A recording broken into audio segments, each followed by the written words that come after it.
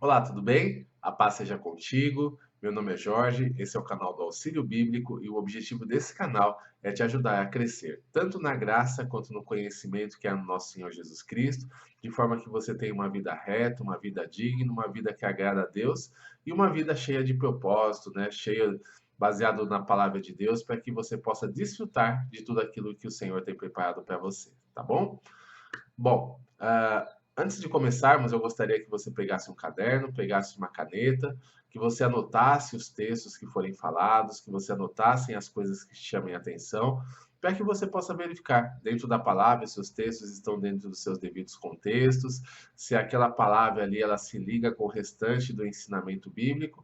E espero que esse tempo que nós vamos passar juntos, esse tempo que nós vamos passar estudando, seja um tempo realmente bom para a sua vida, um tempo de bênção, um tempo ali onde você possa estar desenvolvendo aí a sua vida cristã da melhor forma possível. Dito isso, vamos fazer uma breve oração. Tudo que começa com oração vai bem, e eu espero também que esse tempo vá bem no nome de Jesus. Em nome de Jesus, Pai, segundo a tua graça, segundo a tua misericórdia, quero mais uma vez me apresentar diante de ti, quero apresentar esse tempo diante de ti, consagrar esse tempo, que no nome de Jesus o Senhor venha abençoar aqueles que vierem a ouvir essa mensagem, que vierem a participar dessa aula, desse estudo. Que no nome de Jesus, Pai, o Senhor esteja derramando do teu Espírito sobre as nossas vidas e que o Senhor esteja nos conduzindo de acordo com a sua vontade, para que nós possamos aprender um pouco mais a respeito da vida e da obra do nosso Senhor Jesus Cristo, que nós possamos estar debaixo da direção dele, debaixo do propósito, tendo uma vida reta, uma vida digna e uma vida que te agrada. Entra com a tua providência em cada uma das nossas necessidades, traga paz ao nosso coração, traga alegria para a nossa alma e nos ajuda, Senhor, a realmente buscarmos da tua face para que nós possamos estar crescendo espiritualmente e andando na sua presença pelos seus caminhos. É no nome de Jesus, Pai, que nós te pedimos e desde já te agradecemos. Amém. Amém, pessoal? Bom, o tema aqui do nosso estudo de hoje, o tema da nossa aula é por que preciso aceitar a Jesus, né? O que é aceitar a Jesus? Então a gente vai estar falando um pouquinho a respeito desse tema, né? Hoje vai ser uma aula um pouquinho mais extensa, um pouquinho mais longa do que vocês estão acostumados, mas exatamente para isso, né? Para que nós possamos ali nos aprofundarmos, vamos ter bastante bases bíblicas aqui para nós estarmos estudando, e eu espero que venha a ser bênção para a sua vida, tá bom? Então, vamos começar a nossa aula. Que Deus esteja nos abençoando. Nessa introdução, nós vamos começar lendo a palavra de Deus no livro de Atos, capítulo 2, versículo 12. Atos 4, 12 diz o seguinte: E não há salvação em nenhum outro, porque abaixo do céu não existe nenhum outro nome dado entre os homens pelo qual importa que sejamos salvos. Olha que interessante, né? Aqui nesse texto específico ele está falando de Jesus, que fora o nome de Jesus não existe salvação em nenhum outro nome, nenhuma outra pessoa. Isso é interessante de nós estarmos meditando pelo fato de que hoje no mundo a gente ouve falar o seguinte, que todos os caminhos levam a Deus, né? Que todas as situações elas nos conduzem à salvação, nos conduzem ali à presença de Deus. E muitos questionam, né? Por que só Jesus? Por que, né? Só o nome de Jesus pode nos levar à salvação. Então é importante a gente saber o que a Bíblia está nos falando, né? O que o Evangelho ele nos diz. O Evangelho ele fala que nós somos pecadores, correto? A gente já tem discutido um pouquinho a respeito disso em vídeos anteriores. O Evangelho ele fala que por conta do pecado que está sobre a nossa vida existe também uma condenação, porque todo pecado ele é uma ofensa direta contra a santidade de Deus e automaticamente a justiça dele tem que se manifestar em forma de ira para nos trazer essa condenação, para realmente trazer juízo sobre as nossas vidas. Só que Deus, no seu infinito amor, na sua infinita misericórdia, nos proporcionou um caminho, porque sabendo que nós não poderíamos pagar pelo preço do nosso pecado, porque o salário do pecado é a morte, e nós já tínhamos, né, a nossa vida debaixo dessa condenação, Então ele enviou o seu próprio filho para que vivesse uma vida reta, uma vida santa, do início da vida dele até o dia da sua morte, para que pudesse morrer em nosso lugar. E a partir do momento que ele morreu e depois ressuscitou, ele criou um caminho para que nós pudéssemos, ao aceitá-lo como Senhor e Salvador, entrarmos por esse caminho da salvação e nos livrarmos da condenação do inferno e da ira de Deus. Então esse é um ponto. Por isso que fala que somente através de Jesus nós encontramos a salvação. Porque todos os demais líderes religiosos, todas as demais pessoas são tão pecadoras como qualquer outro. Podem até ter feito bem, podem até ter feito alguma coisa importante dentro do contexto do mundo, mas a salvação ela não é por obras, né? A salvação é pela graça, a salvação é pela graça concedida por Deus através de Jesus Cristo. Então, todos aqueles que aceitam a Jesus, eles têm os seus pecados perdoados e posteriormente entram por um caminho de salvação onde eles devem seguir, perseverar por esse caminho até o fim, para que no dia que tiverem que se apresentar diante de Deus, sejam justificados dos seus pecados, sejam justificados de suas falhas por conta da sua fé em Jesus Cristo. Então, basicamente, isso é o cristianismo autêntico, o cristianismo verdadeiro, genuíno. É isso que o cristianismo ele nos fala. Outra coisa que nós podemos ver, né, agora citando o versículo ali que não estava dentro do estudo, mas que vem à minha mente agora, é João 14,6, que Jesus mesmo ele fala: Eu sou o caminho e a verdade e a vida, e ninguém veio ao Pai a não ser por mim. Ou seja, o próprio Jesus está afirmando essas coisas, né? Não existe assim uma outra alternativa, não existe assim um caminho alternativo que nos leve à presença de Deus, a não ser pela nossa fé em Jesus Cristo. Então, esse é um ponto importante, né? Que não existe uma outra situação, um outro caminho que nós possamos ser salvos. É só através de Jesus que nós somos salvos, é isso que a Bíblia nos ensina. E aí cabe a nós acreditarmos ou não nessa mensagem, acreditarmos ou não que a salvação é proporcionada por Jesus, e caso acreditemos, se nós vamos querer ou não essa salvação sobre a nossa vida, que também é uma outra escolha que nós devemos fazer. Se a resposta for não para uma dessas perguntas, a gente segue a vida da melhor maneira que pudermos e vamos ver o que acontece no final, né? Mas a Bíblia nos alerta com relação ao perigo, com relação ao risco que nós estamos correndo, caso nós não aceitemos ali ao Senhor, Senhor Jesus, como Senhor e Salvador das nossas vidas. Vamos estar vendo alguns versículos aqui que falam sobre a importância de aceitar a Jesus, né? Vamos ver que em Mateus 25, no capítulo 25, versículo 41. Mateus 25, 41 vai dizer o seguinte: Então o rei dirá também aos que estiverem à sua esquerda: Apartai-vos de mim, malditos, para o fogo eterno preparado para o diabo e seus anjos. Olha que interessante, né? No capítulo 24 e 25, Jesus ele está falando dos últimos tempos, né? Jesus está falando sobre o sermão profético e depois ele dá uma série de 5 parábolas, onde ele vai explicar diversos aspectos do reino, principalmente com relação ao juízo final. E todas essas parábolas, todos esses textos, ele fala sobre uma separação entre bodes e ovelhas, uma separação entre servos bons e servos maus, uma separação entre aquele que faz o bem e aquele que não faz. Tudo isso vem com relação ao juízo. E é interessante nós pensarmos nisso, porque muitas vezes as pessoas também falam, né? Ah, para que falar do juízo final? Para que falar de inferno? Para que falar, né, de ira de Deus? Né? Afinal, Deus é amor. Vamos falar do amor, vamos falar do perdão, da misericórdia, da graça, que também são assuntos muito importantes e, claro, que devem ser prioridades dentro do nosso discurso.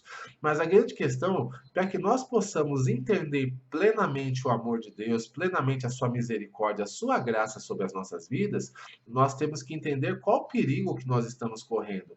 O que nós estamos ali, que temos sobre a nossa vida, que fez com que o Filho de Deus viesse até o mundo, que andasse numa vida santa e morresse no nosso lugar. Qual que é o grande perigo caso nós não aceitemos o Evangelho? E o grande perigo é exatamente esse, o juízo final. Nós chegarmos diante da presença de Deus e termos a condenação sobre a nossa vida. Porque hoje, quando nós aceitamos a Jesus, nós temos um advogado. Ele pagou o preço pelos nossos pecados, ele fez com que nós tivéssemos nossos pecados perdoados, e depois ele nos colocou no caminho da salvação. Mas quem chega diante de Deus e não tem esse advogado, não tem essa pessoa com relação, né, ao juiz de todas as coisas, simplesmente vai ser condenado ao inferno, a ira de Deus vai se manifestar sobre a vida dele e ele vai receber a sua justa punição, porque é exatamente isso. Todo pecado, como eu disse anteriormente, é uma ofensa direta contra a santidade de Deus. E automaticamente a justiça tem que se manifestar em forma de ira. Deus agora, nesse momento, ele está sendo longânimo, ele está sendo paciente para que todas as pessoas tenham a oportunidade de ouvir o evangelho, de crer ou não na sua salvação e de aceitar ou não a Jesus Cristo. Mas vai chegar um dia que essa situação ela vai ser cessada sobre a nossa vida. Hoje nós temos uma mão de Deus nos chamando pelo amor para que nós possamos estar nos arrependendo e entrando pelo caminho no caminho da salvação, e outra mão segurando a ira de Deus para que ela não seja derramada de uma vez sobre a terra. Mas vai haver um dia que as duas mãos elas vão baixar, né? Não vai mais haver uma chance de ser chamado pelo amor e também não vai haver uma mão que segure a ira de Deus. Então ela vai ser derramada sobre a terra, as pessoas vão entrar debaixo de uma condenação. Nós temos que ter isso na nossa mente, saber que a Bíblia ela fala amplamente dessas coisas, embora muitas vezes a gente não ouça pregações e estudos falando sobre isso, mas nós devemos estar preparados. Saber que Jesus ele é o caminho, a verdade e a vida, saber que somente ele é o caminho da salvação e saber que nós temos que ter uma aliança com ele por amor, né? Não para que nós nos livremos do fogo, mas por amor, em resposta ao amor de Deus que está sendo nos proporcionado, por estar preparando esse caminho, mesmo sem nós merecermos, para que nós pudéssemos sair dessa condenação e da vida eterna, e termos a vida eterna. Então, olha só, não estamos falando de religião, não estamos falando que uma religião é melhor que a outra, não estamos falando ali, né, que a religião dos outros é ruim, a nossa é boa, não é nada disso. Estou falando única e exclusivamente de Jesus Cristo. Que Jesus Cristo, ele é digamos, a verdadeira religião, porque o objetivo da religião é nos religar a Deus, e é ele, foi o esforço de Deus para nos trazer, né, fazer com que a gente se religue a ele e fazer com que nós andemos em sua presença. Outro texto que nós vamos ler vai estar em Apocalipse, capítulo 7, versículos 9 e 10. Vamos ler lá. Apocalipse 7, versículos 9 e 10. Apocalipse 7, versículo 9 e 10. Diz o seguinte: Depois dessas coisas, vi e eis uma grande multidão que ninguém podia enumerar, de todas as nações, tribos, povos, línguas, em pé, diante do trono e diante do Cordeiro, vestidos de vestiduras brancas, com palmas nas mãos. E clamavam em grande voz, dizendo: Ao nosso Deus, que se assenta no trono, e ao Cordeiro pertence a salvação. Olha que interessante, aqui já está falando, né, da multidão de pessoas que se achegam à presença de Deus, que encontraram a salvação ao final das suas jornadas, né? E nesse ponto específico é interessante, né? Falando que eles estão de vestes brancas, que significa a santificação, a purificação de suas vidas, a palma na mão, que significa também a justificação, significa que aquelas pessoas foram declaradas inocentes, e ali, né, tudo isso baseado em Jesus, que nesse caso é simbolizado pelo Cordeiro de Deus e do próprio Deus que se assenta no trono. Ou seja, a salvação, um dia ela vai reunir todas as pessoas de todas as tribos, de todos os povos, de todas as raças e de todos os tempos. Todos aqueles que firmaram uma aliança com Jesus Cristo, todos aqueles que confiaram a Ele as suas vidas para serem salvos, esses vão encontrar a salvação um dia.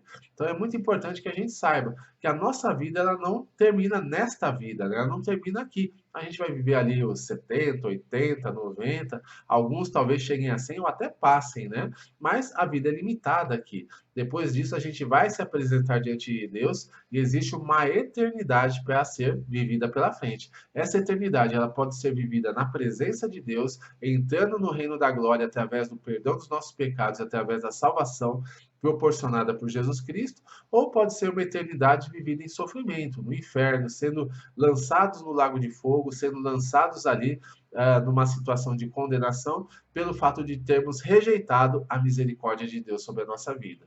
Então é um ponto a se pensar também, é um ponto que nós devemos meditar para que realmente a salvação ela venha se consolidar e para que nós possamos pensar no que um dia nós vamos ter que prestar contas de tudo aquilo que nós fizemos e nessa prestação de contas, se nós não tivermos realmente a Jesus Cristo para nos justificar dos nossos erros e das nossas falhas, nós entraremos numa situação de condenação. Esse é um outro ponto aqui para a gente estar meditando.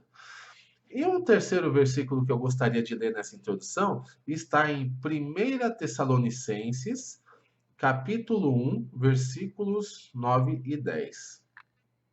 1 Tessalonicenses, capítulo 1, versículos 9 e 10, que diz o seguinte: Pois eles mesmos, no tocante a nós, proclamam que repercussão teve o nosso ingresso no meio deles, e como deixando os ídolos, vos converterdes a Deus para servirdes o Deus vivo e verdadeiro, e para guardardes dos céus o seu Filho, a quem ele ressuscitou dentre os mortos, Jesus, que nos livra da ira vindoura.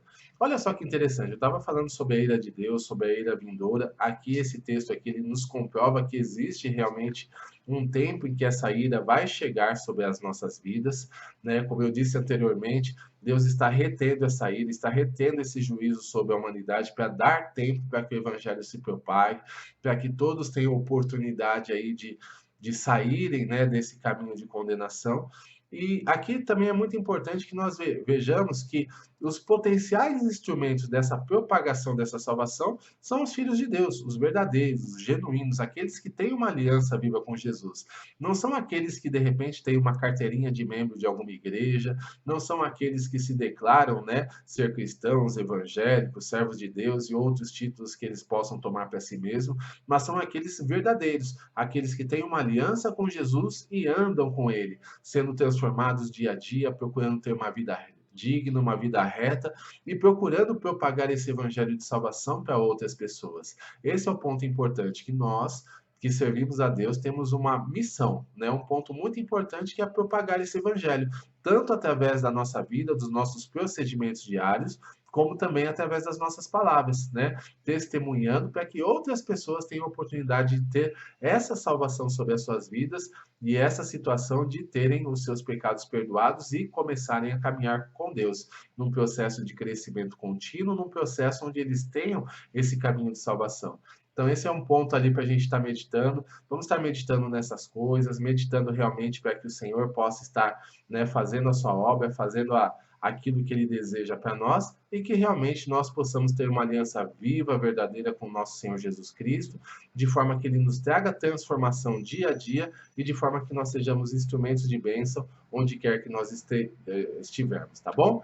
Bom, o nosso próximo tópico aqui, o nosso tópico 1, ele vai fazer o que fazer para ser salvo, né? Então a gente vai dar sequência aqui no nosso vídeo falando um pouquinho a respeito disso. O que fazer para ser salvo? Glória a Deus. Dando sequência aqui no nosso vídeo, a gente pensa no seguinte: o que fazer para ser salvo? Duas coisas são muito importantes com relação a nós firmarmos uma aliança com Jesus Cristo. A primeira delas é o arrependimento e depois a fé. São dois atributos ali que nós devemos ter no nosso coração, né? Nós devemos ter como aplicação na nossa vida para que nós possamos encontrar uma salvação genuína, verdadeira, através de uma aliança viva com o nosso Senhor Jesus Cristo. Vamos falar um pouquinho de arrependimento. Primeiramente, a gente vai ler aqui em Atos, capítulo 2, versículos 37 e 38. Vai dizer o seguinte: Ouvindo eles estas coisas, compungiu-se-lhes o coração e perguntaram a Pedro e aos demais apóstolos: Que faremos, irmãos? Respondeu-lhes Pedro: Arrependei-vos e cada um de vós seja batizado em nome de Jesus Cristo para a remissão de vossos pecados e recebereis o dom do Espírito Santo. Olha que interessante aqui, né? Se nós entendermos o contexto, aqui vai ser o início da igreja, né? Jesus Cristo, ele morreu, ressuscitou, ele apareceu para os discípulos, ele começou a falar coisas a respeito do reino e falou para que eles fossem, pregassem o evangelho a toda criatura. Quem cresce e fosse batizado seria salvo, quem não cresce seria condenado. E ali, mas ele também disse: agora vocês vão esperar em Jerusalém até que do alto vocês sejam revestidos de poder. E ali os discípulos, né, os 12 apóstolos, eles foram para Jerusalém, se reuniram juntamente com outro grupo de pessoas que também creu no Evangelho, que também viu a Jesus ressurreto e também esteve lá esperando pela promessa de Deus. E ao longo eram umas 120 pessoas. De repente, né, o Espírito Santo, que foi a promessa de Deus prometida, o outro consolador, a pessoa que iria conduzir a igreja dali para frente, ele vem, enche aquela igreja, enche aquelas pessoas com seu poder, com a sua autoridade, eles têm uma experiência sobrenatural, começam a falar em outras línguas, e ali eles são revestidos de poder conforme a promessa de Jesus. E as pessoas que estavam à volta ali daquela casa, daquele lugar onde eles estavam, começaram a ouvir aquele barulho, começaram a ver aquelas pessoas falando em línguas e começaram a entender o que eles estavam falando, porque era festa de Pentecostes, o povo vinha de todas as cidades, de todos os países para Jerusalém para fazer ali a sua festa, o seu tempo de adoração, e de repente eles começaram a ouvir ali das maravilhas, das glórias de Deus na sua língua materna. Ficaram todos confusos com aquilo, mas alguns começaram a falar: ih, esse povo está tudo bêbado, né? Por isso que eles estão falando dessa forma. E aí Pedro se levanta, faz uma pregação, faz um discurso falando a respeito do poder de Deus e sobre aquele dia específico, como ele estava profetizado. E ao povo, ao ouvir aquilo, fala: e agora, o que, que nós vamos fazer? Né? Que é o versículo que nós lemos aqui. E aí Pedro ele fala: arrependei-vos, né? Cada um se arrependa dos seus pecados, para que vocês sejam remidos pelo Senhor, né? Aceitem ao Senhor, e aí vocês vão receber o dom do Espírito Santo. Ou seja, tudo começa com arrependimento. A mensagem da salvação, ela começa com uma chamada para o arrependimento.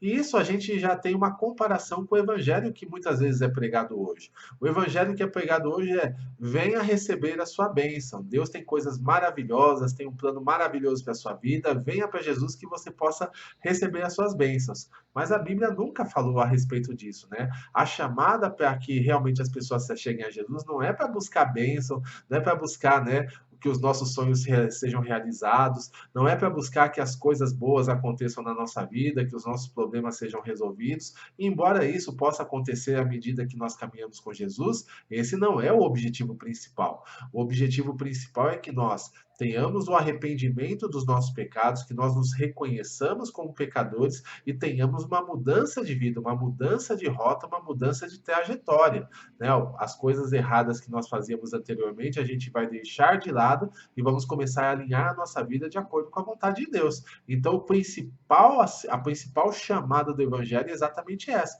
uma chamada para o arrependimento, para que nós possamos ter uma mudança de vida, de acordo com aquilo que Deus ele tem preparado para nós. Então, esse é um ponto importante, né? Pedro ele está falando isso e as pessoas, se você continuar lendo a história, você vai ver que as pessoas elas vieram aos montes, né? Foram mais de 3.000 almas ali que se converteram, mais 3.000 almas que se arrependeram dos seus pecados e se agregaram à igreja e começaram ali a serem transformados pelo Senhor Jesus. Então, esse é um ponto importante. O evangelho é uma chamada para o arrependimento.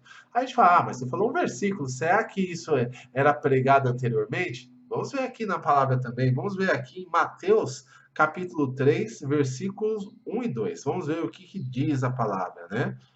Que é muito importante que a gente esteja aqui focando o ensinamento todo na palavra de Deus. Diz o seguinte: naqueles dias apareceu João Batista, pregando no deserto da Judéia, e dizia: arrependei-vos, porque está próximo o reino dos céus.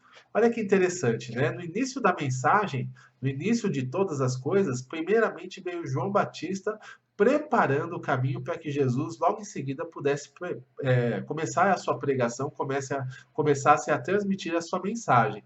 E João Batista, o objetivo dele era preparar os corações. E qual que foi a mensagem dele? Foi uma chamada para o arrependimento. Arrependei-vos porque está próximo o reino dos céus. Ou seja, né, João Batista era uma pessoa sem atrativos, né? Ele se vestia de uma maneira diferente, de uma maneira estranha ali para os costumes da época, uma roupa de pelo de camelo e um cinto de couro, né? Isso remetia lá ao profeta Elias. Isso vai ser talvez falado em uma outra circunstância, em uma outra situação, mas o certo é que ele era uma pessoa sem atrativos. Ele estava pregando num deserto, onde também é um lugar sem atrativos, né? Não tem ar-condicionado, tudo é muito quente, tudo é muito seco, tudo é muito árido, e não tinha ninguém ali, né? Não tinha assim, uma multidão para estar ali junto com ele. Ele começou a pregar uma mensagem também sem atrativos, né? Arrependei-vos, uma mensagem que chamava arrependimento. Não tinha bênçãos, não tinha nada incluído juntamente com essa mensagem.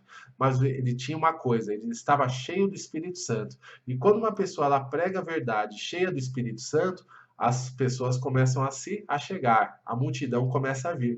E foi muito interessante porque, de repente, João Batista, ele pregando sozinho, quando viu, tinha uma multidão ali em torno dele. E as pessoas, elas vinham, se arrependiam dos seus pecados e eram batizadas por João Batista. Ou seja, o evangelho, ele atrai as pessoas, independente, né, da motivação delas, elas realmente, ao ouvirem, elas são convencidas pelo Espírito Santo do pecado, da justiça e do juízo, e elas se achegam a Jesus. Então, João Batista também, ele começou pregando essa mensagem de arrependimento, essa mesma mensagem que Pedro, ele pregou lá no início da mensagem da igreja, no início da igreja, no começo, onde eles começaram a pregar o evangelho. Vamos ver mais um versículo para a gente comprovar isso aqui. Será que Jesus, ele pregava isso também, né? Será que Jesus, ele não tinha uma mensagem diferente? O que será que Jesus falava? Então a gente vai ver aqui em Marcos capítulo 1, versículo 15. Marcos 1, 15, que vai dizer o seguinte. Isso Jesus falando, tá? O tempo está cumprido e o reino de Deus está próximo. Arrependei-vos e crede no Evangelho. Olha só, o próprio Jesus Cristo está trazendo uma mensagem de arrependimento. O principal base do Evangelho da salvação é isso, é nós nos arrependermos dos nossos pecados e nos voltarmos a Cristo, né? Nos voltarmos a Jesus. E o próprio Jesus, ele teve essa mensagem. Então a gente vê uma linha, né? João Batista, ele pregou arrependimento, Jesus, ele pregou arrependimento, Pedro, na primeira mensagem da igreja, pregou o arrependimento. E se nós continuarmos essa linha ao longo da história, os reformadores, eles pregaram essa mensagem, os avivalistas pregaram essa mensagem, os pais da igreja pregaram essa mensagem, e todos os demais servos que andaram na presença de Deus, eles sempre vão estar pregando: arrependei-vos para que você possa receber a remissão dos seus pecados. Então, essa é a grande questão, né? A mensagem de Jesus é uma grande chamada para o arrependimento. E o que é o arrependimento? O arrependimento é uma mudança de mentalidade, uma mudança de rota, onde eu admito realmente os meus maus caminhos, admito as coisas erradas que estou fazendo, admito que existem coisas que eu estou fazendo que desagradam a Deus e mudo a rota da minha vida, né? A partir do momento que eu sei que uma coisa é errada, eu largo ela de lado, peço perdão a Deus e começo a agir de uma forma diferente. Isso é arrependimento, é uma conversão, é uma mudança de rota. É diferente, por exemplo, do remorso. O remorso, eu até admito que faço as coisas erradas, até sinto tristeza pelas coisas erradas que faço, mas continuo fazendo essas mesmas coisas erradas. Na primeira oportunidade, eu volto às velhas práticas, na primeira oportunidade, eu continuo ali naquele caminho de condenação. Então, eu só tive um remorso, não tive uma experiência de arrependimento. Arrependimento é mudança de vida. Não adianta, por exemplo, eu professar a Jesus com os meus lábios, mas o meu coração está longe dele, né? Eu professar que tenho a Cristo, mas as minhas atitudes, elas demonstram que eu estou fora da presença de Deus. Então, eu preciso ter um discurso alinhado com as minhas atitudes, um discurso alinhado com as minhas ações. E a partir desse momento, aí sim, eu vou ter uma experiência genuína, uma experiência verdadeira de transformação de vida e vou começar a experimentar a presença de Deus, mudando o meu coração, mudando a minha mentalidade e, consequentemente, mudando também as minhas palavras e as minhas ações. É um processo de transformação contínua que vai durar o restante da minha vida. Então, o arrependimento é muito importante para que eu comece, para que eu entre no caminho da salvação e possa estar ali na presença de Deus. Amém? Bom, a outra situação que nós falamos é a questão da fé, né? A fé também é muito importante porque eu preciso acreditar. Eu não vou conseguir me arrepender se eu não acreditar no Evangelho da Salvação, se eu não acreditar que isso é verdadeiro ou que Jesus Cristo ele é capaz de perdoar os meus pecados e é capaz de mudar a minha vida e mudar a minha história. Se eu não acreditar nisso, nada vai fazer sentido, né? Então, é preciso crer. Vamos falar um pouquinho a respeito da fé. A primeira o versículo que nós vamos ler vai estar no Evangelho de Marcos, capítulo 16, no verso 15 e 16, que vai dizer o seguinte: Evangelho de Marcos, capítulo 16, versos 15 e 16. E disse-lhes: Ide por todo o mundo e pregai o evangelho a toda criatura. Quem crer e for batizado será salvo. Quem porém não crer será condenado. Olha que interessante aqui, Jesus explicando para os seus discípulos já no final da sua vida, já no final da sua jornada na terra, pouco antes de subir aos céus, porque aqui ele já havia ressuscitado.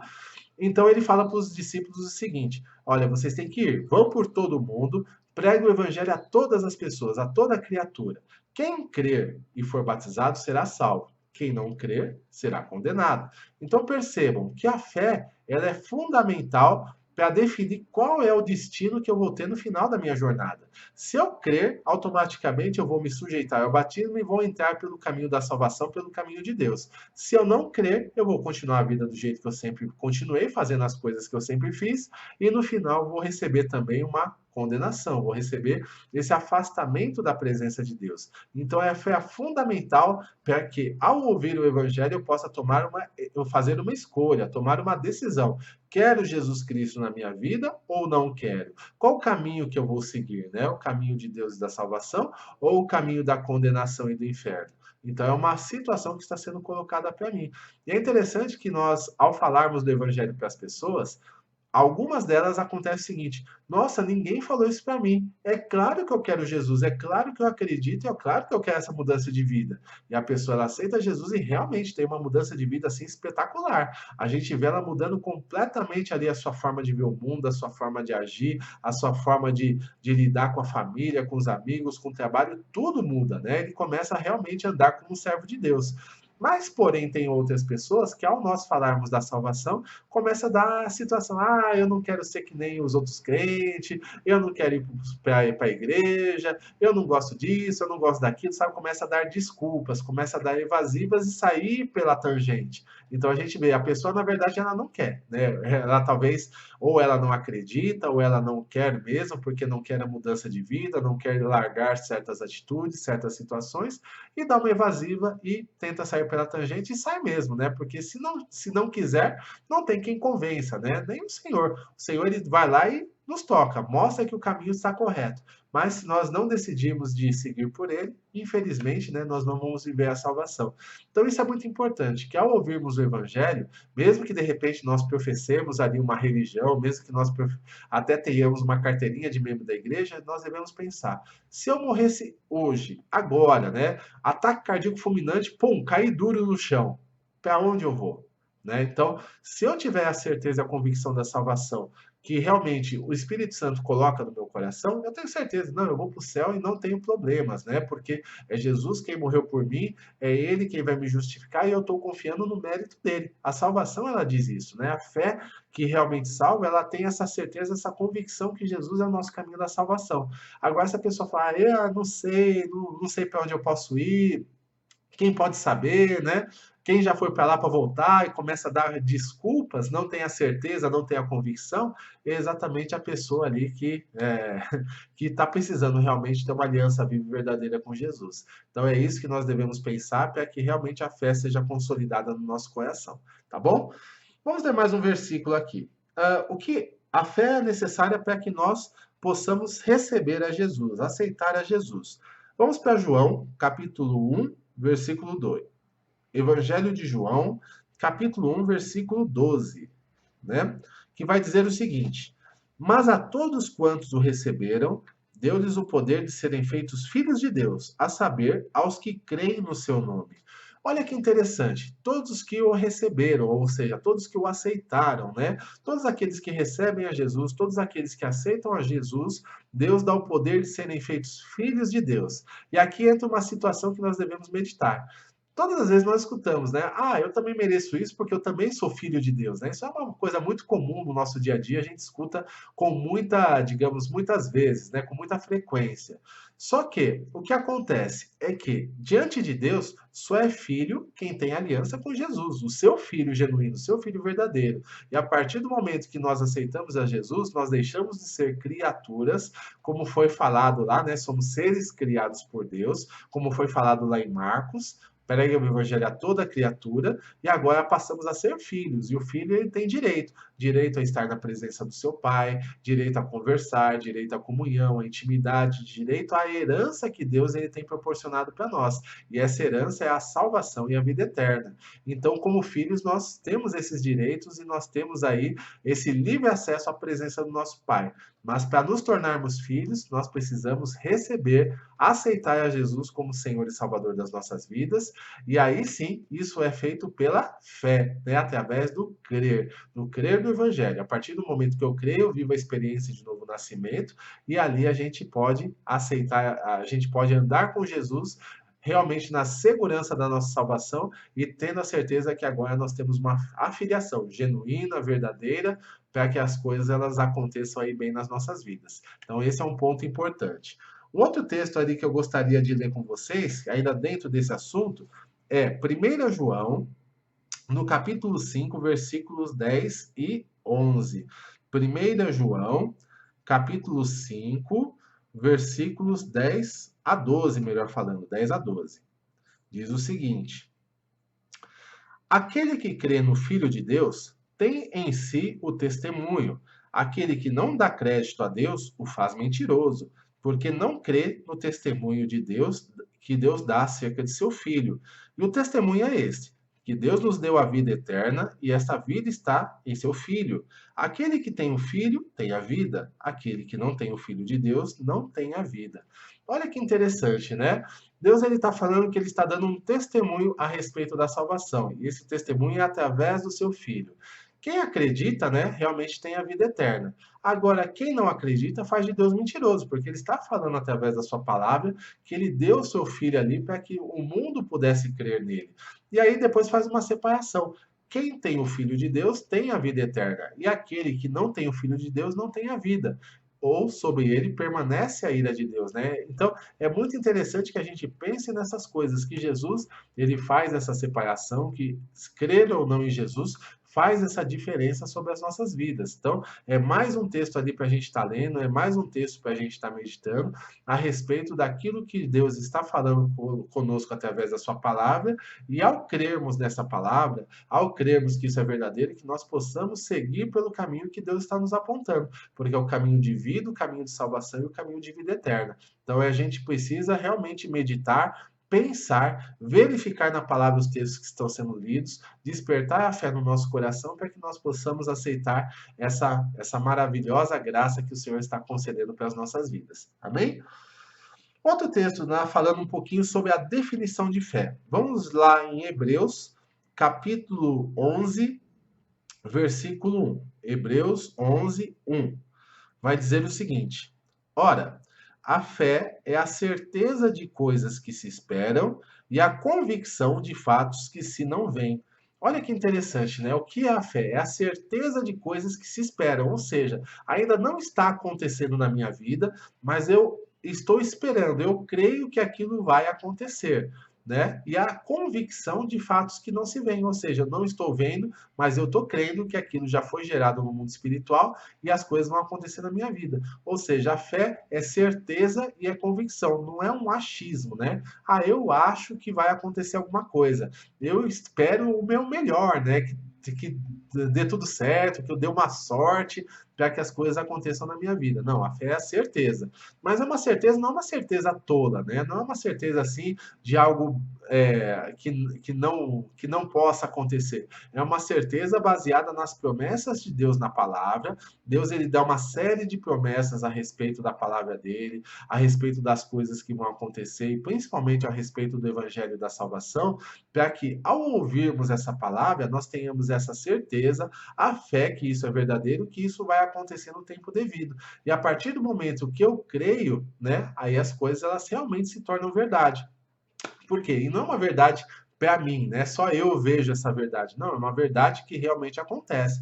Certa vez, né, Jesus ele estava falando para Maria, né, que se ela cresce, ela veria a glória de Deus. No mundo a gente ouve o seguinte: eu só acredito vendo, né? Se eu ver, aí eu acredito. Se eu não ver, eu não acredito de jeito nenhum. É ali o que Tomé falou para Jesus, né?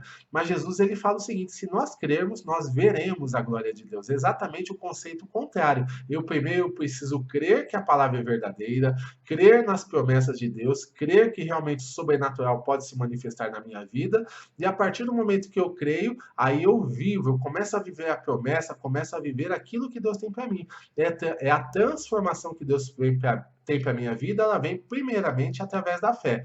E uma vez que eu creio, aí vem a experiência, vem o mover sobrenatural sobre a minha vida, para que as coisas elas possam acontecer bem. Então, esse é um ponto importante, né? Eu preciso primeiramente crer, para depois experimentar. Não é somente crer e nunca viver nada, né? Não é isso também que a palavra está dizendo. Eu preciso crer para depois experimentar. Experimentar a alegria, experimentar a paz, o caminho, a misericórdia, o poder de Deus e o caminhar juntamente com Jesus Cristo através de uma comunhão. Tudo isso vem através da fé. Ainda no capítulo 11, a gente vai ler mais um versículo aqui de Hebreus, né? Versículo 6 agora. Ele diz o seguinte: de fato, sem fé é impossível agradar a Deus, porquanto é necessário que aquele que se aproxima de Deus creia que ele existe e que se torna galardoador daqueles que o buscam. Ou seja, primeiro eu preciso crer em Deus, né? Se eu quiser me aproximar de Deus, se eu quiser conhecê-lo, ter uma experiência com ele, eu preciso primeiramente crer. Preciso acreditar que ele é genuíno, que ele é verdadeiro, que ele existe. E uma vez que eu creio e acredito, aí sim, eu vou começar a receber o galardão. Galardão é a recompensa por algum trabalho, uma recompensa, um pagamento, né, por alguma coisa que eu exerci. Então, quando eu creio, Deus ele vai saber me recompensar, ele vai saber recompensar a todos aqueles que vêm a buscá-lo. Então, esse é um outro ponto importante a respeito da fé. E para a gente finalizar esse assunto, a gente vai falar o seguinte, né? Em Hebreus ainda, só que agora no capítulo 12, no versículo 1 e 2, vai dizer o seguinte: portanto, também nós, visto que temos a rodear-nos tão grande nuvem de testemunhas, desembaraçando-nos de todo o peso do pecado que tenazmente nos assedia, corramos com perseverança a carreira que nos está proposta, olhando firmemente para o autor e consumador da nossa fé, Jesus, o qual, em troca da alegria que lhe estava proposta, suportou a cruz, não fazendo caso da ignomia, e está sentado à destra do trono de Deus, né? Dentro desse texto, ele tem diversos princípios, mas eu gostaria de falar aqui do comecinho do versículo 12, que é olhando firmemente para o autor e consumador da nossa fé, Jesus. Ou seja, durante a nossa caminhada de vida, durante a nossa trajetória na vida cristã, nós temos que ter um norte, temos que ter um foco, um lugar onde nós vamos chegar. E esse norte, esse foco é o próprio Jesus Cristo, nós vamos encontrá-lo. Então, durante a nossa vida, claro que nós vamos passar por muitas lutas, vamos passar por dificuldades, vamos passar por situações adversas, vamos passar por tentações, por situações ali que tentam nos afastar da fé, tentam nos afastar da presença de Deus.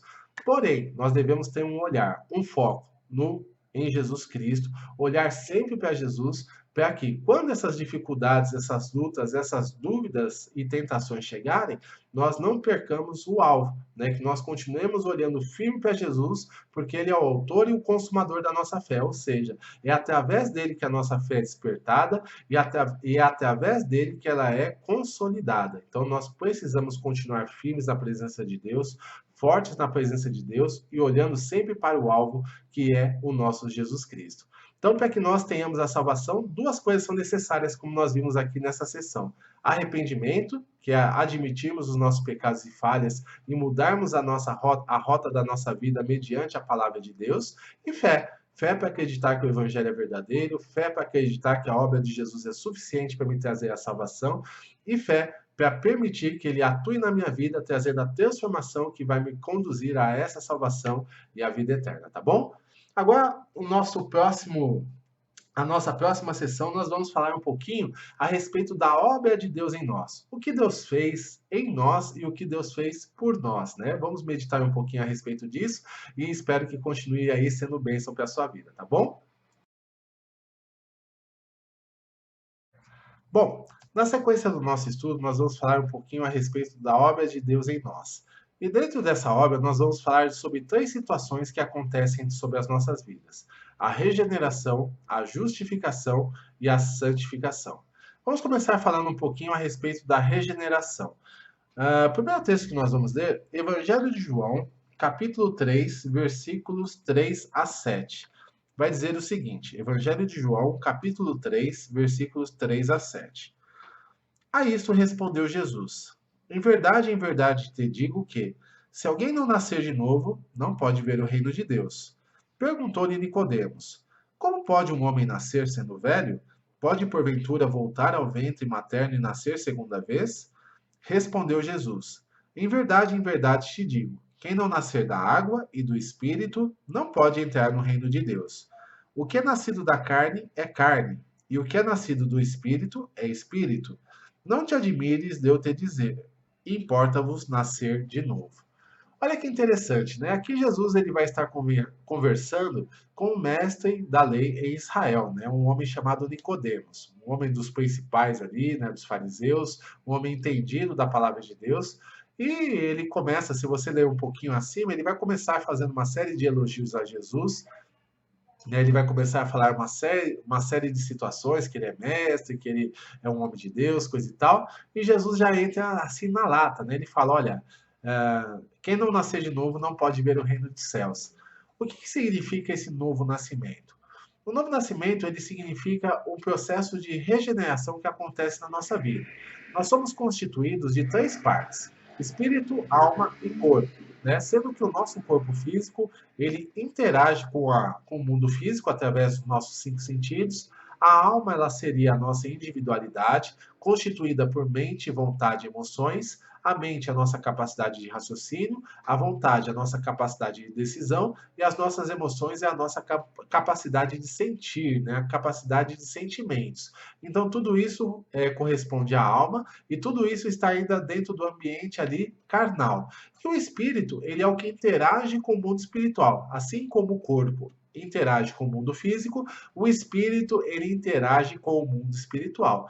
Então, só que acontece o seguinte, que o nosso espírito ele nasce como se estivesse morto por conta dos nossos pecados, né? Nós nascemos mortos espiritualmente, nascemos mortos em nossos delitos e pecados, e por isso nós não temos a percepção a respeito das coisas de Deus e das coisas espirituais, salvo alguma revelação que Deus possa nos dar ou alguma manifestação por parte do inimigo que de repente a gente consiga enxergar ou consiga ver. Mas na normalidade nós vamos andar somente com relação ao mundo natural, nós não vamos ter percepção do mundo espiritual.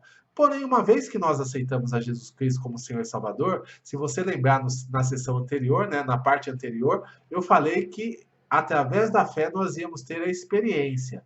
E a experiência é exatamente essa, de ter o nosso espírito revivido, e a partir do momento que nós temos o nosso espírito revivido, nós começamos a perceber o mundo espiritual à nossa volta. Começamos a sentir a presença de Deus, começamos a sentir a alegria da salvação, começamos a sentir uma paz que excede todo entendimento, começamos a sentir, né, uma paciência que ela é mais do que aquilo que é a paciência natural, porque é o fruto do Espírito brotando sobre a nossa vida e trazendo transformação, trazendo mudança sobre a nossa vida, sobre a nossa história.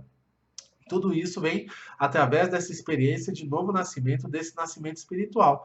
E nós também começamos a ter discernimento, discernimento a respeito da atuação do inimigo, discernimento a respeito das armadilhas que possam estar acontecendo, discernimento a respeito das intenções das pessoas. Também tudo isso é fruto do mover sobrenatural, do mover espiritual no nosso interior.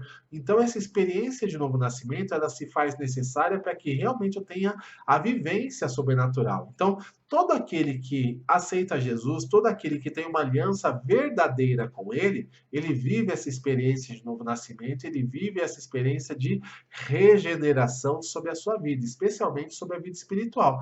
Claro que nós não vamos viver a plenitude disso nessa terra, né? A plenitude da vida espiritual somente quando nós nos apresentarmos diante de Deus após a nossa morte ou através do arrebatamento, que é um assunto para um outro momento, né? O arrebatamento a gente não vai falar sobre isso agora.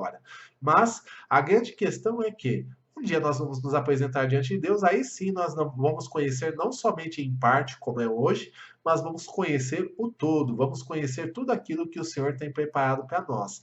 Então, esse é um ponto importante com relação às questões espirituais. É necessário que eu viva essa questão do novo nascimento.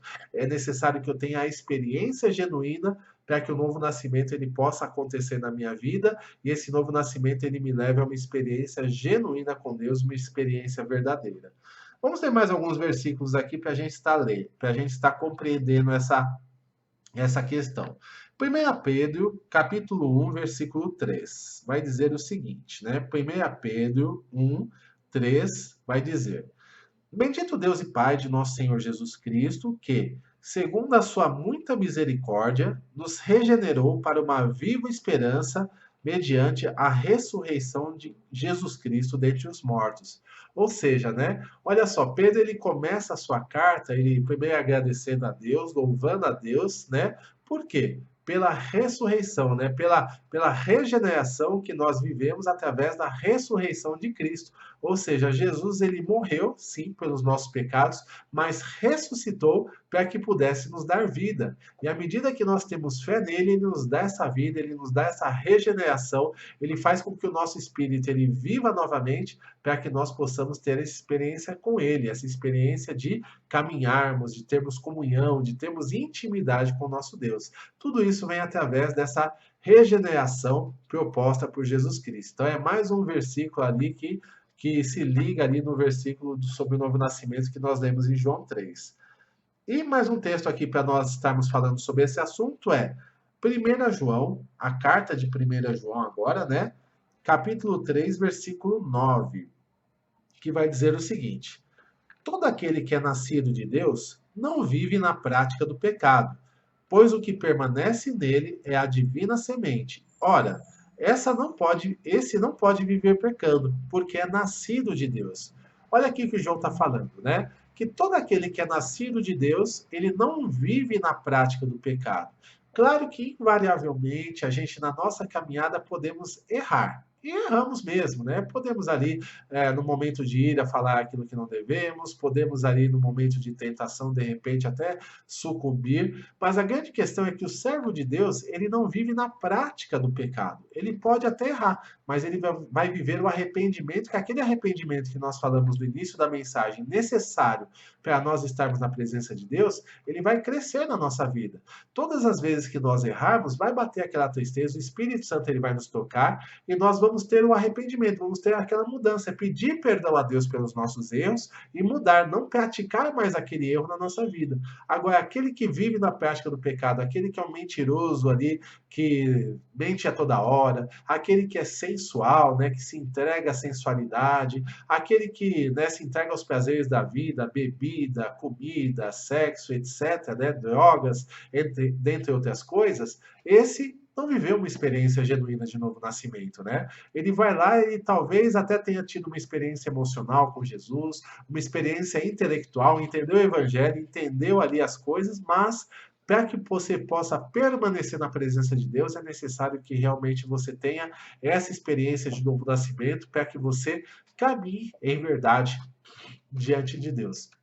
Então esse é um ponto aí bastante importante para que as coisas elas possam acontecer bem nas nossas vidas, né? Um ponto ali para que nós possamos estar diante da presença de Deus é viver a experiência do novo nascimento e o pecado ele acaba saindo, sendo retirado das nossas vidas. Amém? Na sequência agora do nosso estudo, nós vamos falar um pouquinho a respeito da justificação, né? A gente falou sobre a regeneração, a regeneração é exatamente a experiência de novo nascimento, de ter o nosso espírito revivido pelo Espírito de Deus. Agora vamos falar um pouquinho a respeito da justificação, que na verdade é a maneira como Deus perdoa os nossos pecados. O primeiro texto que nós vamos ler vai estar em Romanos capítulo 5, no versículo 1. Romanos 5, 1, que vai dizer o seguinte: Justificados, pois, mediante a fé, temos paz com Deus, por meio de nosso Senhor Jesus Cristo. Olha que interessante, né? Nós somos justificados. Como a gente disse, nós somos pecadores e o salário do pecado é a morte, ou seja, nós tínhamos uma condenação sobre as nossas vidas, que essa condenação é a ira de Deus sendo derramada sobre nós para que nós pudéssemos ali recebemos a justa punição pelos nossos erros, pelas nossas faltas. Porém, através de Jesus Cristo, o que aconteceu? Nós fomos justificados. O nosso pecado ele foi perdoado. Não foi perdoado pela nossa bondade, não foi perdoado pelos nossos méritos, mas sim pelos méritos de Cristo. Esse é um ponto importante. Uma vez dando aula na escola dominical, né, algumas vezes isso aconteceu, nós vemos uma pessoa que ela chegou para mim e falou o seguinte: mas Deus no Antigo Testamento parecia que ele era tão bravo, né, que ele ia lá e condenava as pessoas, os erros eram, né, condenados, e agora no Novo Testamento ele mudou, ele se tornou um Deus bonzinho. O que aconteceu? Por que dessa mudança? Na verdade, não é que Deus era bravo e que Deus era bonzinho. Não existe esse tipo de situação. Deus ele é um e ele não muda ao longo da história. O que mudou foram as circunstâncias. Antigamente nós estávamos sob a aliança da lei. E na lei você teria que obedecer à lei e através da sua obediência, se assim você fizesse, você encontraria a sua salvação. A grande questão que foi descoberta é que a lei não podia salvar ninguém, porque se nós cometêssemos um pecado que fosse durante a nossa vida, nós seríamos ali condenados pela lei para que o juízo viesse sobre a nossa vida. Então, pela lei, ninguém poderia ser salvo. Nós devemos ter um outro meio de salvação. E esse outro meio é a graça, né? A graça do nosso Senhor Jesus Cristo. Na lei, por exemplo, quando a pessoa errava, muitas vezes o juízo vinha e a pessoa era condenada, morria ali, né? Mas na graça, não. Na graça, o que acontece? Nós também continuamos pecadores, o juízo continua sendo derramado sobre a nossa vida, só que a grande questão é que agora nós temos uma pessoa, que é Jesus Cristo, que ele tomou sobre si as nossas dores, tomou sobre si a nossa condenação, e o juízo todo foi derramado sobre ele. E a partir do momento que o juízo que estava sobre a minha vida e sobre a sua vida foi derramado sobre Jesus, o preço do nosso pecado ele foi pago, né? Quando Jesus estava na cruz, ele disse: "Está consumado", significa que a obra dele foi feita, a obra que ele tinha que fazer foi realizada e que todo o preço do pecado foi pago e que a ira de Deus estava satisfeita, porque ela foi toda derramada em Cristo. Então, quer dizer, a humilhação que ele passou, as chicotadas que ele levou, a crucificação, o sofrimento, tudo aquilo que ele passou, é um sofrimento que eu deveria passar pelo meu pecado e você deveria passar pelo seu pecado. Só que Jesus Cristo, ao passar por tudo isso por nós, ele fez com que essa condenação estivesse sobre ele, para que nós pudéssemos viver a sua vida. Então, por isso que fala que nós somos justificados. E a partir do momento que nós somos justificados, passamos a ser participantes das promessas dos justos. As promessas daqueles que fazem tudo certo, agora elas estão sobre a nossa vida, não pelo nosso mérito, mas pelos méritos de Jesus Cristo que morreu por nós.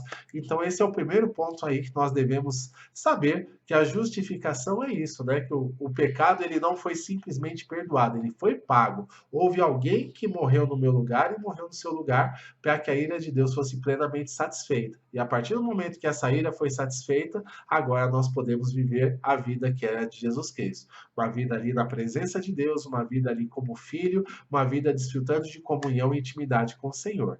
Então, esse aí é o nosso primeiro ponto falando a respeito da justificação.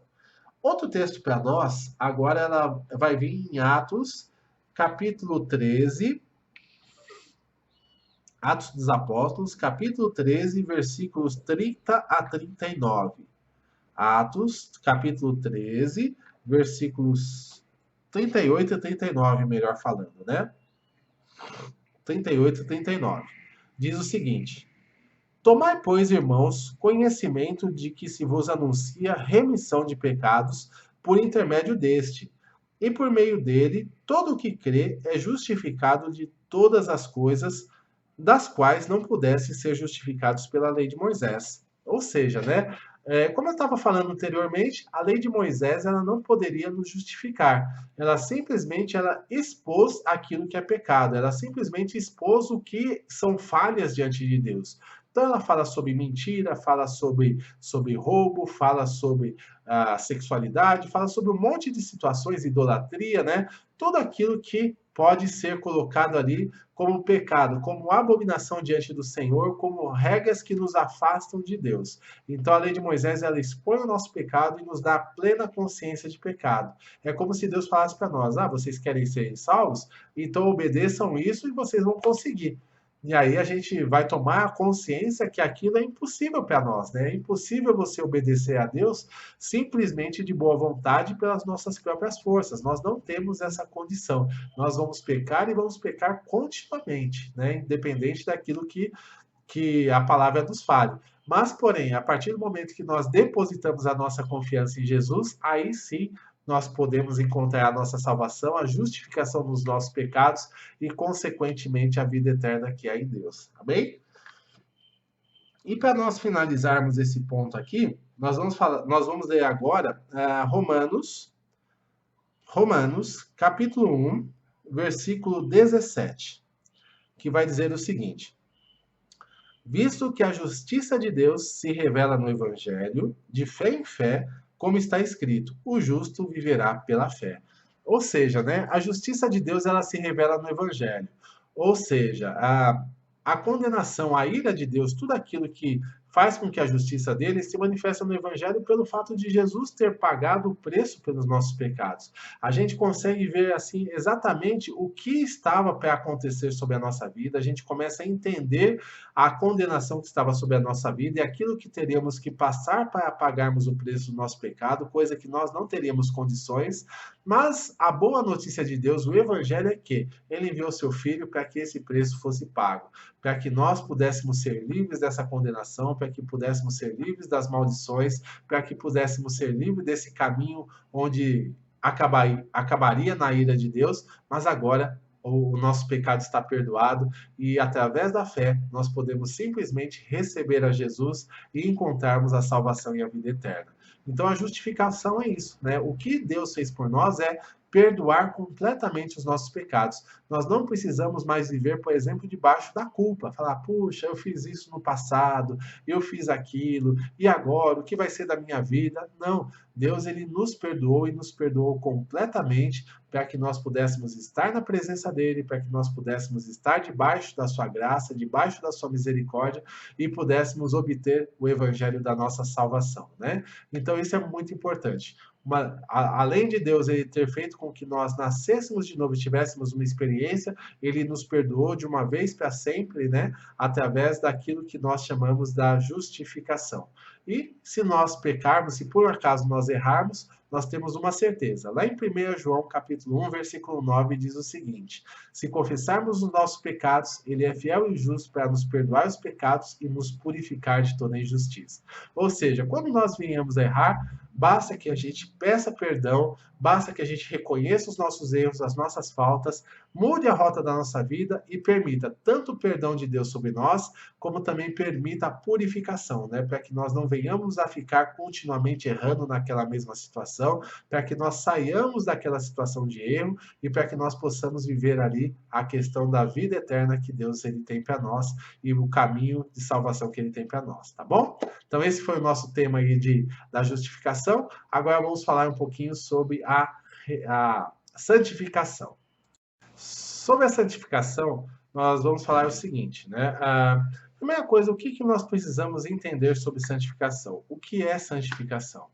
A santificação é o processo onde Deus ele traz a purificação sobre a nossa vida. Ou seja, ele tira basicamente as coisas que não prestam, as coisas ali que estão fora da vontade dele, seja nas nossas práticas, seja na nossa intenção de coração, sejam nos nossos pensamentos, nas nossas palavras, ele vai mudando, ele vai nos transformando para que nós tenhamos uma vida que o agrada. Então, esse é um processo que se inicia no momento que nós aceitamos a Jesus e que ele vai durar toda a vida, né?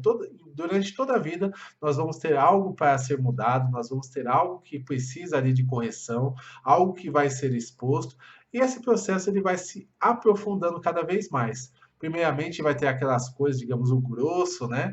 Que é aquelas coisas que nós andamos ali fazendo errado, que nós sabemos que é errado, e depois, à medida que isso vai sendo retirado, aí Deus ele vai lá no nosso coração, vai no fundo do nosso coração, mudando sentimentos, mudando emoções, tirando ali, né, tudo que pertence à natureza carnal, à natureza pecaminosa que nós temos sobre a nossa vida. Então, esse é um dos aspectos do processo de santificação. O outro aspecto é a questão da consagração. Uma coisa que é santa diante de Deus seria uma coisa consagrada, né? Uma coisa que está pronta para ser usada. Ou seja, eu posso estar consagrando ali um aparelho, posso estar consagrando um lugar, um ambiente à presença do Senhor, um ambiente para que Deus possa estar usando, né? Mas eu também posso consagrar uma vida, a minha vida, consagrar uma vida para que as pessoas, para que nós possamos ser usados por Deus para a obra que Ele tem para nós, né? Então, esse é um outro ponto importante dentro do processo de santificação. Ele vai nos purificar para poder nos usar, né? Nos usar para falar do seu evangelho, nos usar para estar abençoando outras pessoas, para estar falando a respeito do seu amor, da sua misericórdia e do seu cuidado que ele tem para com todos. Então, nós podemos ser esses potenciais instrumentos, desde que nós passemos pelo processo de santificação e desde que nós permitamos que Deus ele trabalhe na nossa vida dessa forma, né? Um exemplo que nós vemos assim que a Bíblia ela usa é a questão do vaso. Jesus ele fala que nós somos como vasos, né? E o vaso, uma vez que ele é limpo, que ele é purificado, que ele é restaurado, ele é pronto para ser usado. Pode ser um vaso para a honra, né? Então, que nós venhamos a ser vasos para a honra na presença do Senhor, limpos, purificados, restaurados e prontos para ser usados da maneira como ele desejar. Vamos ler alguns versículos, né, que falam a respeito do processo de santificação sobre a nossa vida. O primeiro deles vai estar em Atos, capítulo 26, versículo 18, e vai dizer o seguinte: para lhes abrires os olhos e os converteres das trevas para a luz e da potestade de Satanás para Deus, a fim de que recebam eles remissão de pecados e herança entre os que são santificados pela fé em mim. Aqui é Jesus falando para Paulo que ele seria um instrumento usado para fazer com que as pessoas fossem remidas, né? Fossem perdoadas, para que elas fossem ali compradas, para que elas estivessem na presença de Deus através do crer no Evangelho, saíssem ali das garras de Satanás, saíssem sob a influência dele para fazer o mal, para entrar agora numa nova situação, para andar na luz, para estar influenciados por Deus agora para agir da maneira que o agrada e que eles deveriam ser santificados, né? Que as pessoas seriam santificadas pela fé em Jesus Cristo. Ou seja, à medida que nós temos fé, à medida que nós andamos aí na presença de Deus, à medida que nós caminhamos com Jesus, ele traz uma influência sobre a nossa vida de forma que nós sejamos cada vez mais parecidos com ele. O processo da santificação é exatamente esse, né? É que nós sejamos cada vez mais parecidos com Cristo. Muitas vezes, quando nós somos até mesmo um pouco mais velhos aí na caminhada com Jesus, nós temos ali um processo de mudança. E aí existe uma tendência natural, que é errada, de nós nos compararmos a nós mesmos, né? Falar, puxa, eu era assim e agora eu sou assado, né? Eu melhorei bastante e ficamos satisfeitos. E às vezes até paramos de crescer por conta dessa satisfação, dessa mudança que nós vivemos até aquele ponto da nossa vida. Mas o nosso alvo de comparação não deve ser a nós mesmos ou a outras pessoas com relação ao passado ou com relação àquilo que outras pessoas fazem hoje. Mas o nosso alvo de comparação deve ser o próprio Jesus Cristo. Nós devemos nos comparar com ele. Será que nós já estamos iguais, parecidos com ele? Se não, o processo de santificação ele deve continuar e nós devemos continuar crescendo nessa graça que o Senhor nos concede. Se já chegamos a esse alvo, aí dá para parar. Só que eu tenho uma notícia, né? Nós não chegamos nesse alvo nessa vida. Somente quando nós chegarmos ali na vida eterna é que nós vamos viver a plenitude da santificação. Enquanto nós caminharmos nessa terra, a gente tem que crescer, vai ter o que mudar, vai ter alguma coisa para ser corrigida e transformada sobre nós. Talvez nós não tenhamos a consciência de que precisamos de mudança, mas certamente à medida que Deus ele for nos mostrando, a gente vai ver que ainda tem muito trabalho para ser feito e tem muitas coisas que Deus pode estar fazendo na nossa vida. Então, aí esse é um outro ponto a respeito da santificação. Vamos ler mais alguns versículos falando a respeito disso. O primeiro deles vai estar no Evangelho de João, capítulo 17, versículo 17. João 17, 17. Vai dizer o seguinte: santifica-os na verdade, a tua palavra é a verdade. Aqui a gente vai falar um pouquinho sobre um dos meios de santificação, uma das ferramentas que Deus usa para estar moldando a nossa vida, para estar nos lapidando, para tirar aquilo que não presta, para colocar novas coisas, para que nós possamos viver em novidade de vida. E nesse texto, Jesus ele está orando pelos seus discípulos e, consequentemente, por toda a igreja que se formaria através desses discípulos.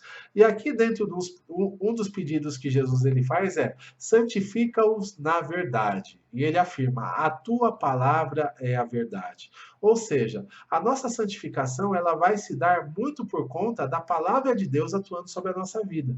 Porque à medida que nós conhecemos a palavra de Deus, à medida que nós vamos lendo ela diariamente, procurando entender, procurando compreender o que ela nos fala, a palavra de Deus tem uma parte que ela é muito prática, né? Ela tem relação com todas as áreas da nossa vida, a maneira como nós devemos agir e a maneira como nós devemos atuar para que nós possamos possamos estar agradando a Deus. Então, a palavra de Deus, ela nos transforma. À medida que nós estamos na presença, à medida que nós buscamos ao Senhor em todas as circunstâncias, Deus, ele simplesmente vai nos transformar, Deus vai simplesmente nos mudar, a ponto de nós estarmos cumprindo esse processo dentro da santificação, que é sermos mais parecidos com Jesus. À medida que nós lemos, conhecemos o que a palavra nos direciona e principalmente depois que nós aplicamos essa palavra à nossa própria vida, isso vai trazer mudança e vai trazer santificação para que a gente possa realmente ter uma vida que agrada a Deus e uma vida que vive, né, essa vida abundância que Jesus tem prometido para nós. Então esse é um ponto, né? A palavra de Deus, ela é fundamental para que nós possamos viver esse processo aí de transformação sobre as nossas vidas. Um outro texto que também fala sobre essa questão da palavra nos santificando vai estar no livro de Salmos, né? Os Salmos, vamos ler o Salmo 119, Salmo 119, versículo 11. Salmo 119, 11, vai dizer o seguinte: guardo no coração as tuas palavras para não pecar contra ti. Olha que interessante, né? Se nós não quisermos viver uma vida de pecado, se nós não quisermos viver uma vida ali que desagrada a Deus, nós temos que guardar no coração a palavra. Ou seja, entender os princípios e guardá-los no coração, guardá-los na mente, para que no momento em que chegar uma tentação, no momento que chegar uma proposta indecente, no momento em que nós tivermos que fazer uma escolha sobre o caminho que nós vamos seguir, nós, através da palavra, a gente possa validar, né, a nossa escolha, baseado se aquela situação ela agrada a Deus ou não. Ou seja, né, quando nós passamos pela luta, pela dificuldade, a palavra estando no nosso coração, ela vai falar: opa, não faça isso, porque senão você vai estar desagradando a Deus. Não aceite esse caminho, porque esse caminho é um caminho de maldição para a sua vida. Não faça essa situação, porque isso vai trazer consequências para você e para a sua família. Vai trazer destruição, vai trazer ali prejuízo. Então, Deus, ele sempre vai estar nos alertando. E quando nós temos essa palavra no nosso coração, isso vai fazer com que a gente se livre, né, de muitos problemas e de muitas situações que podem nos prejudicar naquele momento específico e também podem nos prejudicar o restante das nossas vidas. Então, é guardar no coração a palavra de Deus para não pecar contra ele. A palavra, ela vai ser fundamental para que nós possamos viver uma vida de santificação e uma vida de vitória na presença de Deus, tá bom?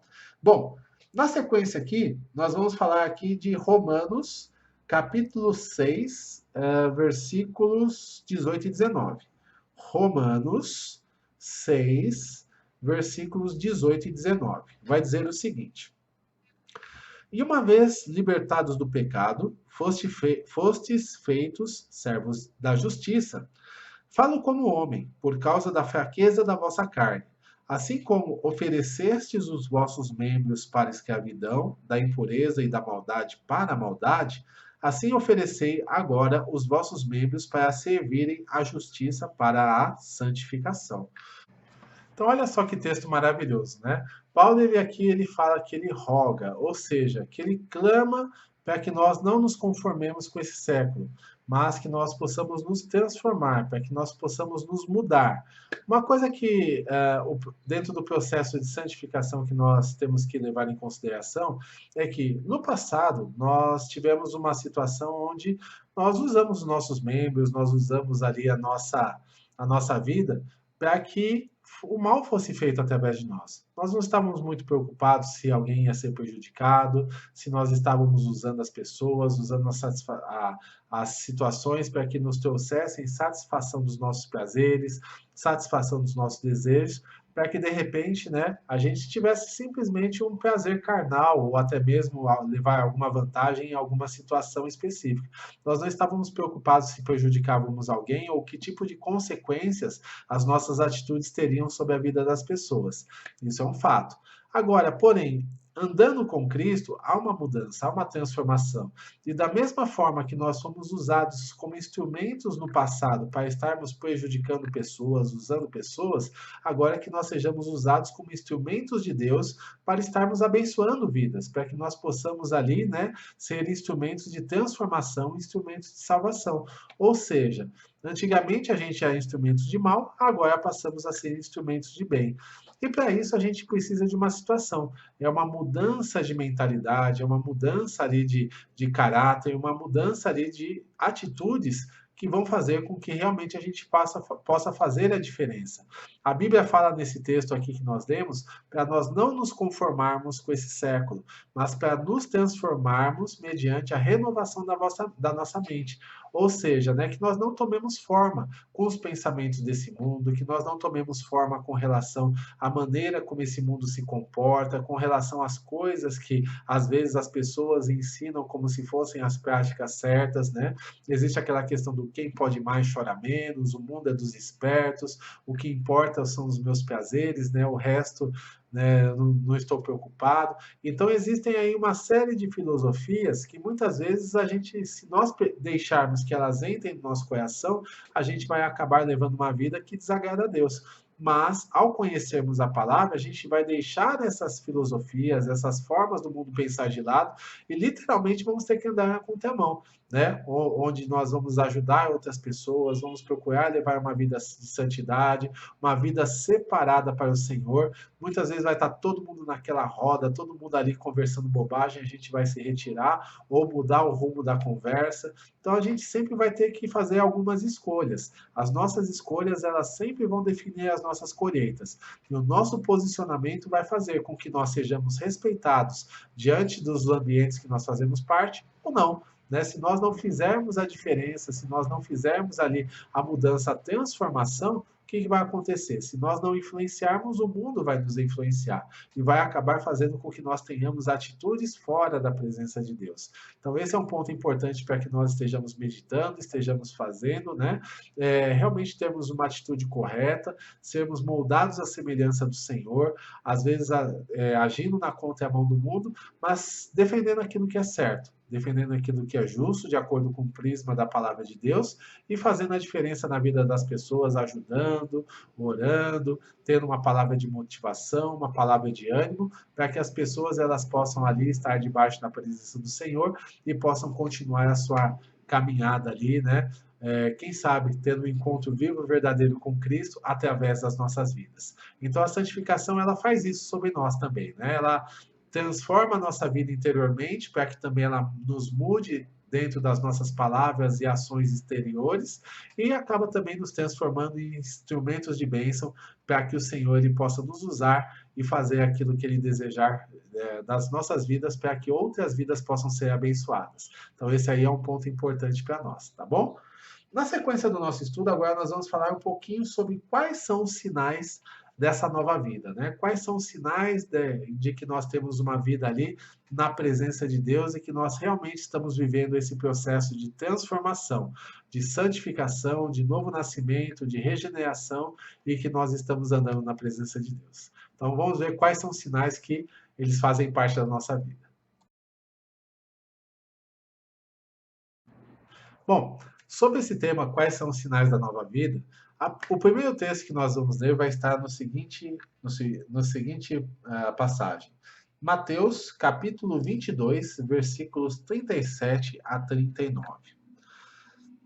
Mateus 22, 37 a 39 diz o seguinte: Amarás o Senhor teu Deus de todo o teu coração, de toda a tua alma e de todo o teu entendimento. Este é o grande e primeiro mandamento. O segundo, semelhante a este, é: amarás o teu próximo como a ti mesmo. Observa só, né? A primeira característica que nós vemos numa nova vida que anda com Jesus é a questão do amor. O amor é a base da vida cristã, o amor é a base da nossa vida e ele deve permear todas as coisas. Primeiramente, o nosso amor por Deus, ou seja, é buscá-lo, é querer conhecê-lo, é andar com ele, é querer relacionamento, é realmente atrair a presença dele para as nossas vidas.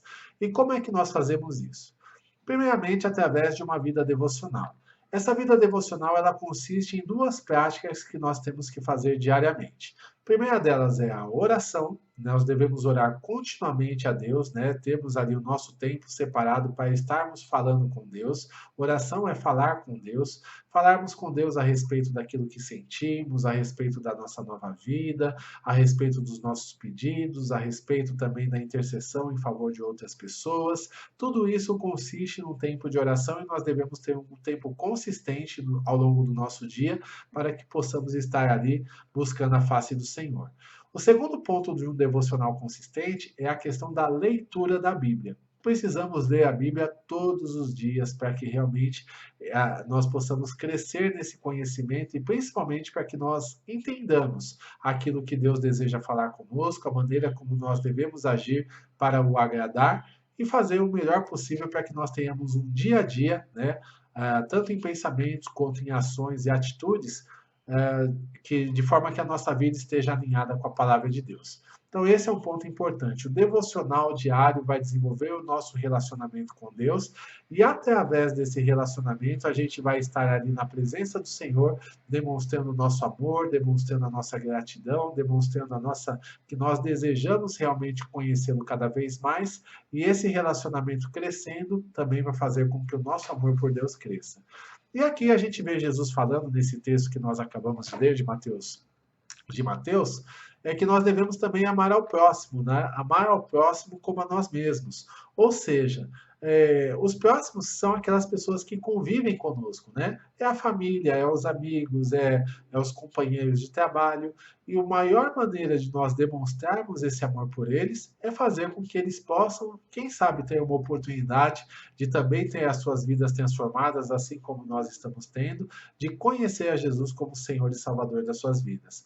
Mas também, mais que isso, né, falando do Evangelho, a maior situação onde nós podemos demonstrar o amor pela vida das pessoas é também ajudando dentro das suas necessidades. Às vezes a pessoa ela precisa de ajuda, precisa de uma palavra de incentivo, precisa de um ombro amigo, de uma palavra amiga. Nós somos esses instrumentos que podemos demonstrar esse amor pela vida das pessoas e fazer com que elas realmente estejam debaixo da misericórdia de Deus e debaixo da salvação que vem do nosso Senhor Jesus Cristo. Então, esse aí é um ponto importante para nós, para que nós possamos estar fazendo a nossa parte, para que nós possamos estar amando tanto a Deus, como também as pessoas, de forma que elas possam ali experimentar, né, através das nossas vidas, o amor de Deus sobre a vida delas. Então, o amor é a base de tudo. Sem ter amor, né, não importa que o mover sobrenatural venha sobre a minha vida, não importa aquilo que eu fale, não importa a maneira como eu discurse, sem amor, nada disso vale. Então, o amor ele tem que ser o meu principal sentimento e a minha principal motivação para que eu possa ter uma vida cristã satisfatória e digna diante do Senhor. Tá bom? Bom, o próximo texto que nós vamos ler vai estar em 1 Coríntios, no capítulo 2, versículo 14. Vamos ver qual que é a outra característica que nós temos ali na vida cristã. Diz o seguinte: ora, o homem natural não aceita as coisas de Deus, não aceita as coisas do Espírito de Deus, porque eles são loucura, e não pode entendê-las porque elas se discernem espiritualmente. O que Paulo ele está falando aqui, né? Foi Paulo que escreveu essa carta. Ele está falando que uma pessoa natural, ou seja, uma pessoa que ainda não viveu a experiência de novo nascimento, ela não pode entender as coisas de Deus. Se você vê bem, né, existem momentos que a gente até se interessa pela Bíblia, pela palavra de Deus, antes de conhecer a Jesus. E aí a gente vai ler, e daqui a pouco fala, puxa vida, eu não entendi, foi nada, né? Eu não entendi nada do que está escrito aqui. O que será que isso quer dizer? Por que isso acontece?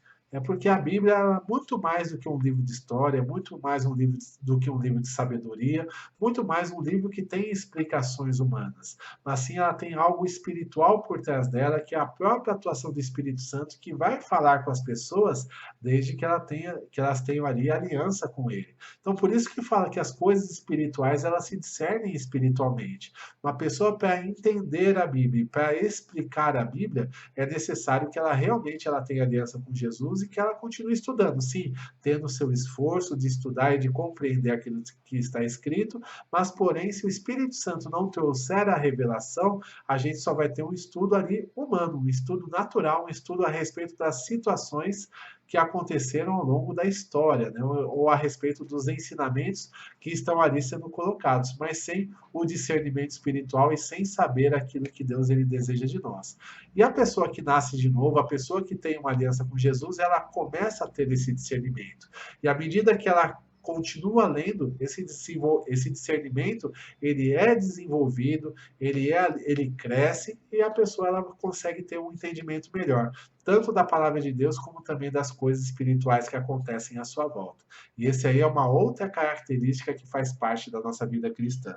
Vamos ler mais um versículo com relação a esse assunto ainda, que vai estar em 2 Coríntios, no capítulo 4, versículo 6. Vai dizer o seguinte: porque Deus, que disse, das trevas resplandecerá a luz, ele mesmo resplandeceu em nosso coração para a iluminação do conhecimento da glória de Deus na face de Cristo. Ou seja, né, é Deus quem ilumina o nosso coração, é Deus quem abre o nosso entendimento, é Deus quem faz com que nós possamos compreender a palavra e assim, né, tirar os ensinamentos de forma que eles sejam práticos e úteis para a nossa vida. Somente quem tem ali o Espírito Santo, somente quem tem ali o novo nascimento sobre a sua vida é que pode entender a palavra de Deus e que pode vivê-la na sua plenitude de forma que ela faça a diferença dentro da sua caminhada. Então, essa é uma outra característica aí da nova vida com Cristo. Uma terceira característica é com relação, né, à disposição em obedecer a Deus, que nós vamos ler aqui em 1 João, no capítulo 1, versículos 6 e 7. Para a gente estar encerrando, a gente vai falar um pouquinho a respeito disso. Se dissermos que mantemos comunhão com ele e andamos nas trevas, mentimos e não praticamos a verdade. Se, porém, andarmos na luz, como ele está na luz, mantemos comunhão uns com os outros e o sangue de Jesus, seu Filho, nos purifica de todo pecado.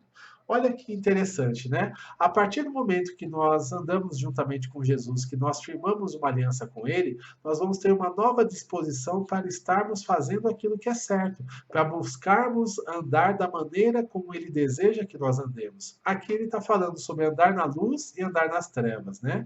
Então existe uma diferença muito grande entre dizer que conhece a Jesus e verdadeiramente conhecê-lo. Aquele que diz que conhece, né, ele fala, eu conheço a Jesus, mas as atitudes dele, as ações dele vão acabar negando que ele anda com Jesus, por conta que ele pode ser desonesto, pode ser uma pessoa sensual, pode ser uma pessoa que aceita o pecado sobre a sua vida, então é uma pessoa que realmente não conhece a Jesus e não anda com Jesus, né? As trevas, ele continua andando nas trevas e não há essa mistura entre luz e trevas, né? Onde a luz chega, as trevas têm que sair. E se a luz chegou ao nosso coração, as trevas elas têm que sair, as nossas atitudes elas vão ser atitudes baseadas nessa luz que Jesus ele traz para as nossas vidas.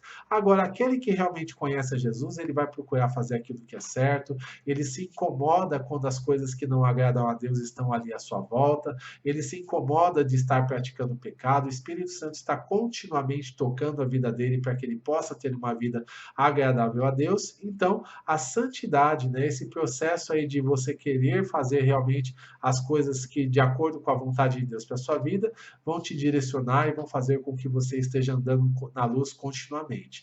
E um fruto que vai acontecer disso é que você vai ter comunhão com outras pessoas que também andam na luz, comunhão com outras pessoas que também servem a Deus, porque vão falar a mesma linguagem, porque vão ter ali os mesmos objetivos, que vão ter a mesma alegria, a mesma fonte de alegria. Então, isso vai fazer com que você tenha comunhão com outras pessoas. Nenhum servo de Deus é feito para andar sozinho, mas nós devemos andar com outras pessoas que também fazem parte ali da nossa caminhada com Jesus. Tá bom?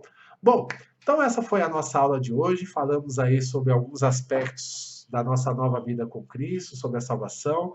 Falamos do que é necessário, né, para que a nossa salvação aconteça, que é o arrependimento e a fé. Falamos também sobre o que Deus faz em nós, o que Deus faz por nós, que é a questão ali de você ter a regeneração, a justificação e a santificação sobre a sua vida. É uma obra de Deus que Ele está fazendo continuamente durante a nossa trajetória cristã.